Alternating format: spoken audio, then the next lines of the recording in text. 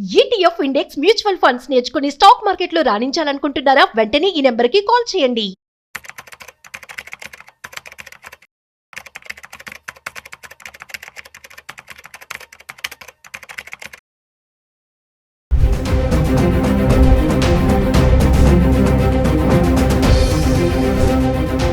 నమస్తే, welcome back to Suman TV. ప్రస్తుతం మనతో పాటు ఉన్నారు certified astro business coach Javeria గారు.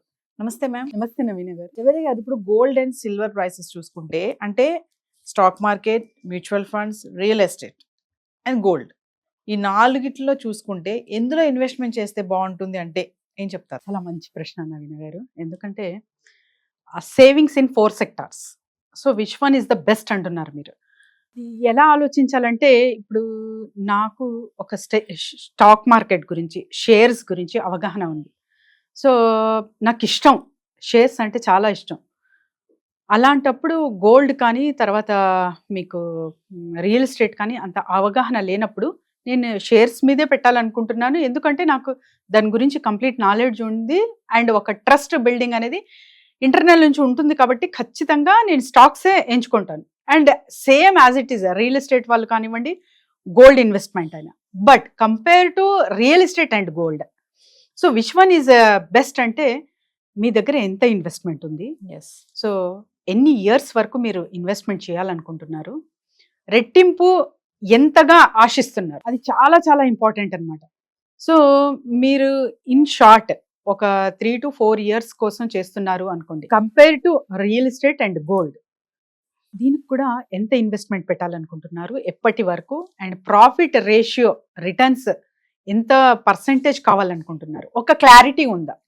ఇది చాలా చాలా ఇంపార్టెంట్ నవీన గారు. And real estate compare to gold, ఇందులో మోసాలు అనేటివి చాలా చూస్తూ ఉంటాము. ప్రత్యేకంగా ఇప్పుడు నష్టాలు ఎక్కువ ఉంటాయి. మీకు రేరా అప్రూవల్స్ కానివ్వండి, సో లీగాలిటీ పరంగా అన్నీ ఉన్నా కూడా రీసేల్ చేసేకి ప్లాట్ పెడితే అది చాలా చాలా కష్టం అనమాట. ఒక ప్లాట్ మాక్సిమం అంటే నేను చూసినవి ఒక 10 ప్లాట్లో ఒక్క ప్లాట్ ఆఫ్టర్ ఒక 6-7 years తర్వాత నాకు నీడ్ ఉంది, రిటర్న్ అమ్మాలి అంటే అది వెళ్ళలేదు.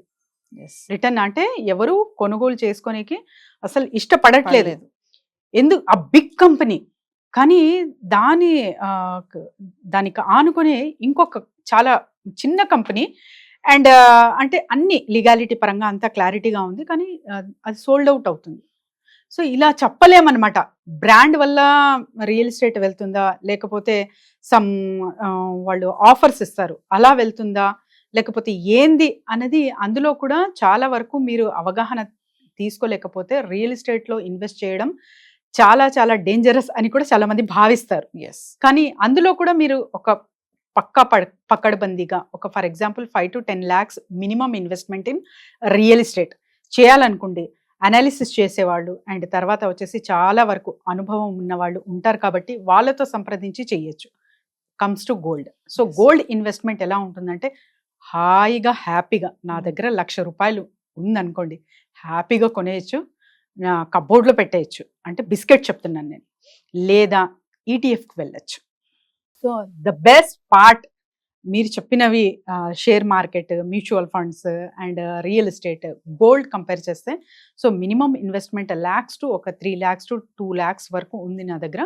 సో ఎక్కడ పెట్టాలి అంటే, gold is the best, safe and secured అంటాను నవీన గారు. నేను ఇప్పుడు ₹1,00,000 వరకు వెళ్తుందని మనం మాట్లాడుకున్నాం. ఆల్రెడీ 99 చేంజ్ లో ఉంది కదా మేడం.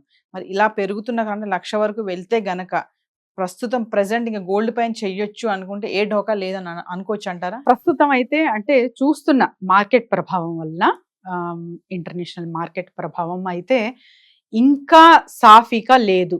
సో అలాంటప్పుడు గోల్డ్ ప్రైస్ తగ్గముఖం పడతాయా అంటే, అంత త్వరలో అయితే అది జరగదు. జరిగినా కూడా ఆల్మోస్ట్ ఒక 60 to 65,000 వరకు వచ్చే ఛాన్సెస్ ఉంటుంది. అది కూడా అన్ని సక్రమంగా సాగుతున్నాయి అంటే. సో అంతవరకు కూడా ఎవరు డిక్లరేషన్ ఇవ్వలేరు, ఏ అనాలిసిస్ కూడా.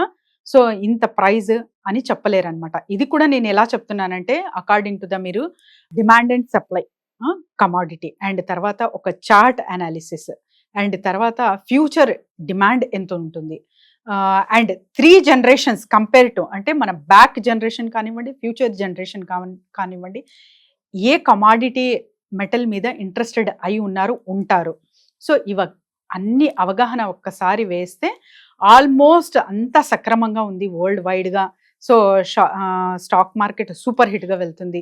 సో అన్ని బాగున్నాయంటే ఆల్మోస్ట్ 65 వరకు ఎక్స్పెక్ట్ చేయొచ్చు. అది కూడా నా మాట కాదు, ఒక ప్రముఖులు చెప్తున్న మాట. కానీ ఇక్కడ కూడా మీకు ధోకా అనేది ఉండదు. అప్పటికి కూడా సంథింగ్ ఏదో ఒక ఆల్టర్నేటివ్ వస్తుంది. అండ్ ఇప్పుడు ప్రస్తుతం అయితే మన Indian government took a big decision and great decision అనుకోవచ్చు.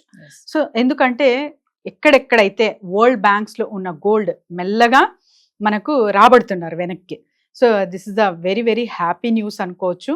సో ఎప్పుడైతే అంటే ఒక పెద్ద ఎత్తున ఇన్వెస్ట్మెంట్లో వెళ్తున్నాము వరల్డ్ వైడ్గా అంతా అక్కడంతా మనం ఉన్నారు అంటే మన ఇన్వెస్ట్మెంట్ పరంగా చూసుకుంటే మనకే ధోకా ఉంటుంది. కాబట్టి ఎవ్వరికి ఏమీ చెప్పకుండా సైలెంట్గా రిటర్న్స్ అనేది మనది మనం తీసుకుంటున్నాం. కాబట్టి ఇక్కడ చాలా చాలా గవర్నమెంట్కి అప్రిషియేట్ చేయాల్సిన విషయం అయితే ఉంది నవీన గారు. సో మేడం, మరి వెండి చూసుకుంటే కూడా బంగారం కంటే కొంచెం ముందుందని అనుకోవాలి. ఒక అడుగు ముందుకు వేసింది, 1,00,000 దాటేసింది. అంటే వెండికి ఎందుకు ఇంత వేగం అవుతుంది? అంటే బంగారం కంటే వెండికి ఎక్కువ రాబోయే రోజుల్లో ఇంపార్టెన్స్ ఎక్కువ ఇస్తారని అనుకోవచ్చు అంటారా? అంటే ఇన్వెస్ట్మెంట్ పరంగా చూసుకున్నా కూడా గోల్డ్ ఈటీఎఫ్స్, గోల్డ్ బాండ్స్ లాగా సిల్వర్ ఈటీఎఫ్, సిల్వర్ బాండ్స్ కూడా ఇంకెక్కువ ఫాస్ట్ గా మూవ్ అవుతాయంటే? యాజ్ ఇట్ ఈస్ నవీన గారు. ఎందుకంటే గోల్డ్ చూసుకుంటే ఈటీఎఫ్ అంటున్నాము అండ్ బిస్కెట్ అంటున్నాం కదా ఇన్వెస్ట్మెంట్ పరంగా. సో సిల్వర్ చూసుకుంటే ఇండస్ట్రియల్ ఇన్వెస్ట్మెంట్ ఉంది ఇక్కడ.